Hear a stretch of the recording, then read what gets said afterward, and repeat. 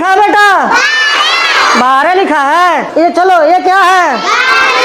न्यून कोण, न्यून कोण, न्यून कोण, न्यून कोण, acute angle, acute angle, right angle. एक ऐसा टीएलएम है, तुला वाला है, तुला बैलेंस, उनको जोड़ना है तो समान वेट के जो है ये बॉल हैं जी।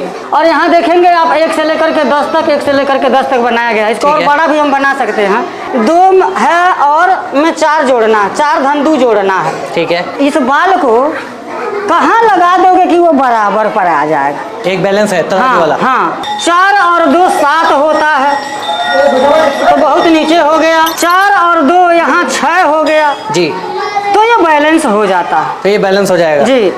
अब जब 4 और 2 बैलेंस हो जाएगा तो कहा जाएगा 4 और 2 मिलकर के कितना होता है? 6 होता है। इसी को जोड़ कहते हैं। ये देखिएगा एंगल का कॉन्सेप्ट है। पट्टी प्रकार की सहायता से एंगल बनाया जाता है। दोनों जब एक पर रहेगा तो 0 डिग्री का एंगल बनेगा। उसके बाद से एक्यूट एंगल, जिसको न्यून कोण कहते हैं, राइट एंगल 90 डिग्री हो गया। अब 90 डिग्री से obtuse angle, obtuse obtuse obtuse angle, obtuse angle, obtuse angle, obtuse angle. लेकिन जैसे स्ट्रेट हो जाएगा स्ट्रेट एंगल हो जाएगा। स्ट्रेट एंगल 180 डिग्री का एंगल बनने लगेगा। उसके बाद से रिफ्लेक्स एंगल हो जाएगा। Reflex reflex reflex reflex reflex reflex angle, reflex angle. और जब फिर एक चक्कर घूम के आ जाएगा तो 360 डिग्री का एंगल बन जाएगा, जिसको होल एंगल या कंप्लीट एंगल कहा जाता है। ये हमारा बड़ा इंटरेस्टिंग चार्ट है सर। गिनती भी सिखा देता है, पहाड़ा भी सिखा देता है। 2 एकम 2, 2 दूना 4, 2 तीहा 6, 2 चौके 8, 2 पंजे 10, ऐसे करते करते थोड़ा बड़े क्लास में जाते हैं 4-5 में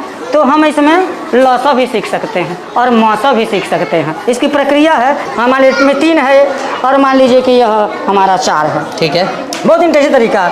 3 एकम 3, 3 दूना 6, 3 त्रिके 9 हो गया। 3 चौके क्या हो जाएगा?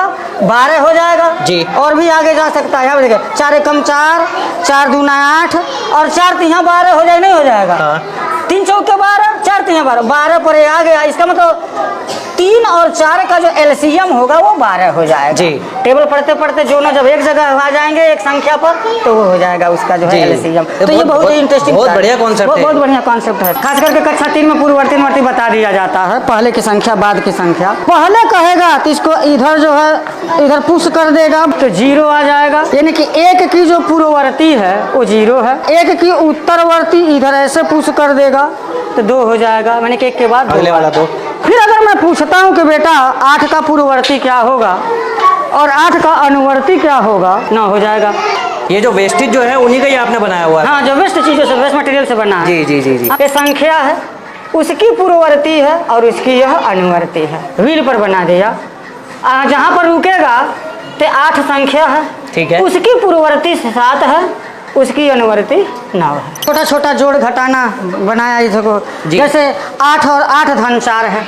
चाहे उंगली पर जोड़े चाहे जैसे भी जोड़े, जब उसको मालूम हो जाएगा 8 धन 4 तो कॉन्सेप्ट इसका ये है। और 8 और 4 12 होता है तो यह 12 के सामने ला कर रख देगा तो हम जान जाएंगे कि वो सही बता रहा। आयत की परिभाषा लिखवा दिया और जो आयत को पहचानता ही नहीं है, इस कॉन्सेप्ट से आयत को बनाया। अब आयत की लंबाई वाली भुजा, ये लंबाई वाली भुजा, चौड़ाई वाली भुजा, प्रत्येक कोण 90 अंश है। आयत से ही अब देखिएगा, अगर मैं इसको ऐसे कर दूं